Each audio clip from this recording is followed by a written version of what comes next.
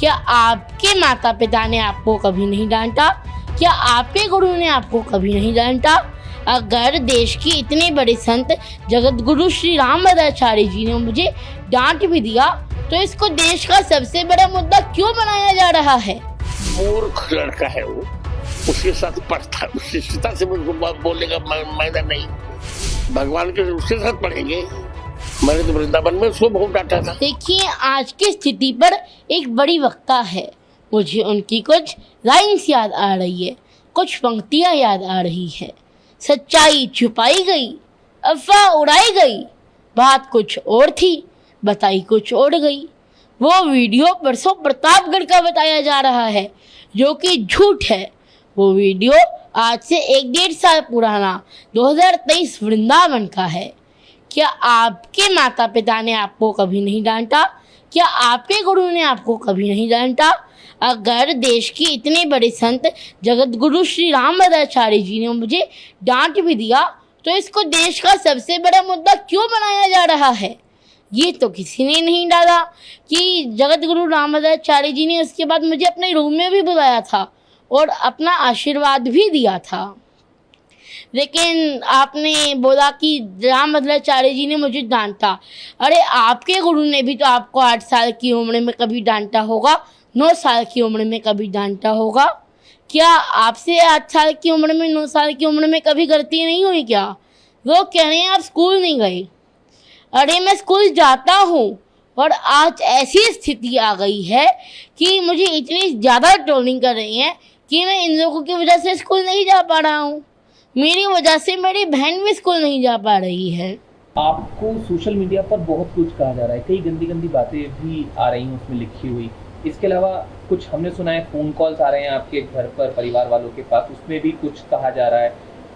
Trollers इस तरह से लगातार कर रहे हैं, तो इस सब पर आपका क्या कहना है? मेरे घर वालों के पास रोज़ 500 से 1000 कॉल्स आ रही है और उस देखिए जैसे दिवाली आ रही है, सब दिवाली की तैयारी कर रही हैं, दिवाली की शॉपिंग कर रही हैं और मेरे घर वालों के पास कॉल्स आ रही हैं कि आप घर से बाहर नहीं निकल सकते, आपको जान से मार दिया जाएगा। तो ये मेरे पिताजी के पास, मेरे घर वालों के पास कॉल आ रही है। अब मेरी मैया को तो कॉल्स उठाने से भी डर लग रहा है।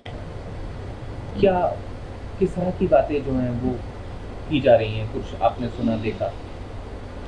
देखिए, अभी तक मुझे मोटा तोता बोल रहे थे, तब तक हमने सोचा कि उनका व्यापार चल रहा है, वो कमा रहे हैं। लेकिन अब बात मेरी भक्ति की आ गई, मेरी भक्ति को नकली कहा जा रहा है। अब हम बर्दाश्त नहीं करेंगे। कई तरह के आरोप आप पर लगे। कहा गया कि आप मंच पर चले गए, मंच की मर्यादा भंग हो गई उसकी वजह से। साथ साथ रामभद्राचार्य जी के लिए आप क्या सोचते हैं, क्या आपका कहना है? दोनों चीज़ें मैं आपसे जानना चाहूँगा। जगत गुरु श्री रामभद्राचार्य जी के दर्शन करके मैं भक्ति में लीन हो गया था, तो मुझे लगता है कि मेरे से मंच की गरिमा भंग हुई, तो ये मेरी गलती थी। उसके बाद मैंने मंच में कभी ऐसा नहीं किया। क्या सोचते हैं आप रामभद्राचार्य जी के लिए, क्या आपके विचार हैं? देखिए, रामभद्राचार्य जी की डांट में भी एक प्रेम छिपा हुआ होता है। उन्होंने मुझे डांटा, इसको भी मैंने आशीर्वाद स्वरूप ही समझा। और मेरे ऊपर ये जो आरोप लगाए जा रहे हैं ये बहुत ही दुर्भाग्य की बात है। और कई चैनल मुझे, कई लोग मुझे धर्म गुरु और संत कह करके भी पुकार रहे हैं। कृपया ऐसा ना करें।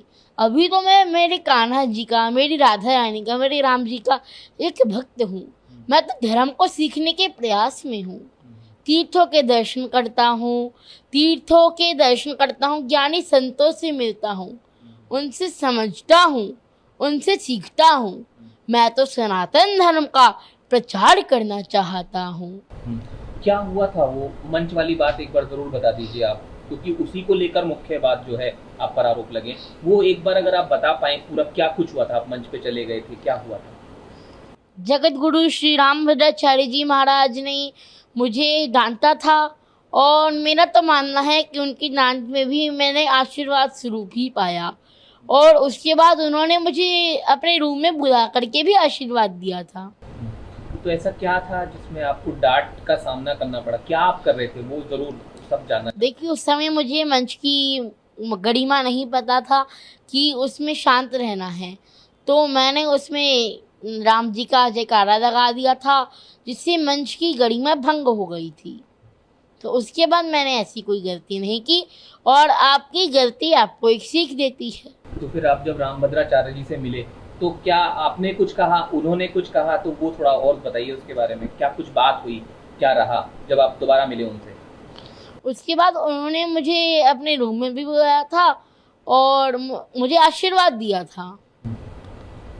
और अब जब आप वो वीडियो देख रहे हैं कि दोबारा रामभद्राचार्य जी आपको कह रहे हैं, आपके लिए एक शब्द का इस्तेमाल उन्होंने किया है, तो क्या आप उस पर कहना चाहेंगे? जो दोबारा वीडियो सामने आया रामभद्राचार्य जी का, उन्होंने मूर्ख शब्द का इस्तेमाल किया है।